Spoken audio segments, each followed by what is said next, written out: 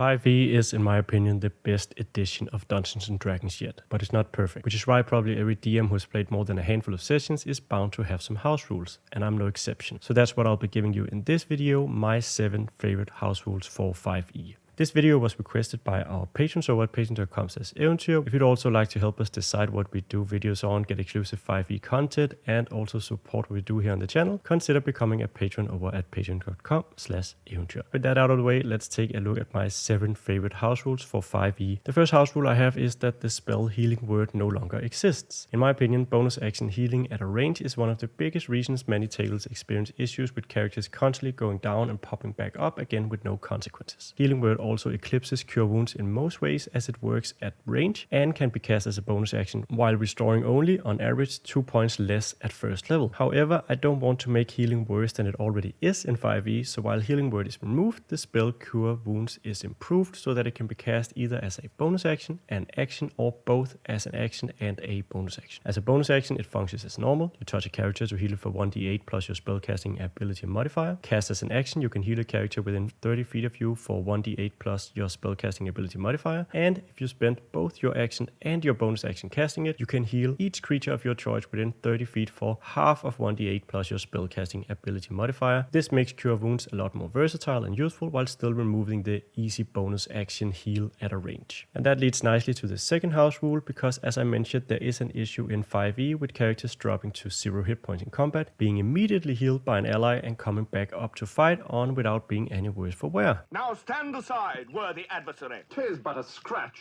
There's been a multitude of different solutions to this issue, and we've tried a lot of them, but this simple solution that I've settled on is just to make a newly revived character groggy. So the turn after being brought back from 0 hit points or waking up from unconsciousness in general, a character only has an action, a bonus action, or a move on the next turn instead of all 3. It's a super simple rule that makes going down in combat a bit more punishing and thus incentivizes preemptive healing instead of letting characters bounce up and down from 0 hit points ad nauseum. The third house rule is all about improving intelligence. Our solution for this is a pretty common house rule, but one I've personally played with since our first 5e campaign. Any positive modifier in intelligence grants you a language or a non-skill proficiency, such as a tool proficiency or vehicle proficiency. Conversely, if you have a negative intelligence modifier, you lose one of those proficiencies or your ability to read and write a language of your own choice. This is a small way to incentivize players to actually prioritize intelligence and make it just a bit less of a dump stat. It's no secret that 2-weapon fighting is sort of broken in 5e. It's a bit stronger than other options, at least for some characters at levels 1 to 4, but falls off steeply once martial characters gain extra attack at 5th level. Secondly, its dependency on the bonus action makes it incompatible with many character builds, especially at higher levels where it's more likely that characters will want to do other stuff with their bonus action.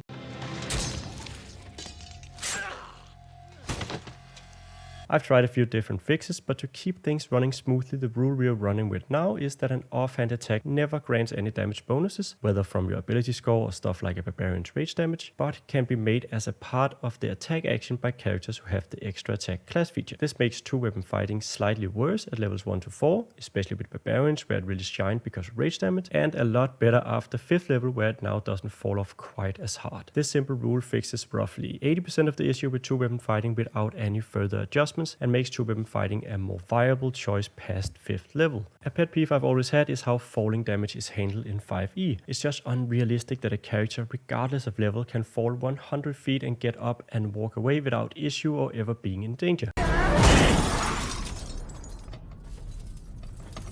I've seen a ton of fixes to this issue, but the one I've settled on is as follows. If a creature takes falling damage in excess of its constitution score, it drops to 0 hit points and is unconscious. If a creature takes falling damage in excess of twice its constitution score, it dies instantly. That's it. That's the rule. This makes falling damage a factor even in high level play, while still allowing the raging barbarian to survive a fall from a cliff. Sure, it's exploitable, grapple someone, fly up high and drop them down, but as long as my players don't abuse this mechanic against my monsters, I don't abuse it against them either. It works fine in our game and avoids situations where the 10th level fighter will say, oh, it's only 50 feet down, that's like 20 damage, I'll just jump, which I don't find any fun or realistic. The 6th rule is a bit more complex, but it has to do with how skill proficiencies are assigned in 5e. Many of my players grumbled that they missed the skill point allocation system of 3rd edition and Pathfinder, so I decided, well, why not, and created an easy system for converting skill proficiencies into skill points. It does require consulting a table whenever you level up, but beyond that it's super easy to implement, and I have an in-depth explanation of the method in a video that'll show up on screen somewhere here, and there's also a link to an article about skill points in the video's description. I always found it kind of boring that the same feats were being picked over and over, or that some characters would never go for feats and instead only focus on ASIs, so what I did was convert every feat in the game into half feats and decide that a character would get +1 to an ability score of their choice, plus a half feat whenever they gained an ASI. Feats are just fun, so I don't want players to feel like they're missing out on +2 to the main score to take a feat that would make their character more exciting to play. So those are my 7 favorite house rules, all of which we use in our weekly games. We do have other house rules, but I feel that those are either too specific, too complex, or not quite play tested, but I may include them in a future video if there is any interest in that. I'd also love to hear your thoughts on these rules as well as any house rules you like to use in your own games. And of course, it also helps out a ton if you'd like this video and subscribe to the channel. Every bit of support keeps us going and keeps us putting out videos like these. Beyond that, there's not a whole lot left to say except thank you so much for watching, and I hope that I'll see you in the next video.